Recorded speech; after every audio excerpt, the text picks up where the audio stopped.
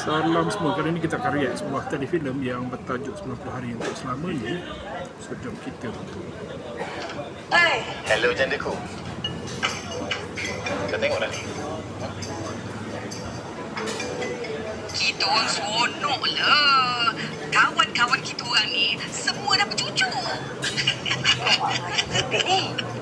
Nak cucu lah. Nak cucu. Alamak. Masalah besar ni. Memang masalah lah sebab kita tak bagi tahu lagi kat diorang yang kita dia dah bercerai. Itulah. Okey, Mak. Mak tunggu je. Kita orang nak balik kampung. Surprise! Kejap lagi kita bagi tahu, Kejap lagi kita jumpa. Ya. Okey. Okey, bye, Mak. Assalamualaikum. Sekarang. Mana ni? Dia kena cerai. Bukan tu lah. Balik kampung. Tak boleh lah. I balik kat office lah. Mazlan bin Aziz. Sekarang ni dah zaman teknologi, jadi Mak akan tahu daripada video viral. Dia nak ke Mak tahu dulu?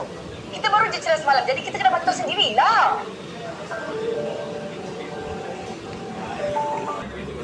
Okey, itu dia sedutan drama, bukan drama, dia telefilm 90 Hari Untuk Selamanya. Yang menariknya, dia menampilkan lakonan Kamad Ali dan Aprena Mendoz.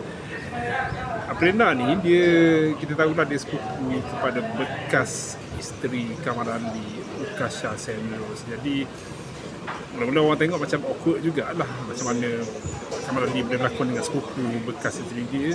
Tapi kabarnya telefilm ni dah syuting lama dah, maksudnya sebelum Kamad Ali bercerai. Jadi kita berbalik kepada telefilm ni, cerita je pasal Rashidah dan Mazlan.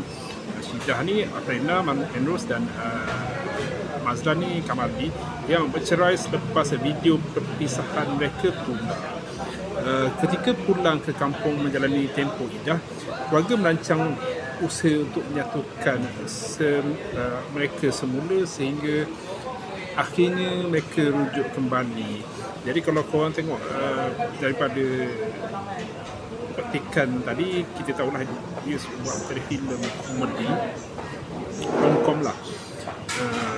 Dan dalam scene tadi Mazlan dan Rashidah bercerai ni tak bercerai ni rasanya antara mereka berdua lah, bercerai mulut ke gitulah, jatuh talak satu ke, rasanya macam belum lagi depan mahkamah ke, tapi di luar pengetahuan keluarga mereka, mak mereka, macam mereka tak tahu lagi mereka bercerai. So adalah cerita yang berlaku, situasi yang lucu berlaku selepas peristiwa itu. So kalau korang tak sempat tonton, korang boleh check dekat RTM Click, mungkin diorang akan upload dalam satu dua hari lagi.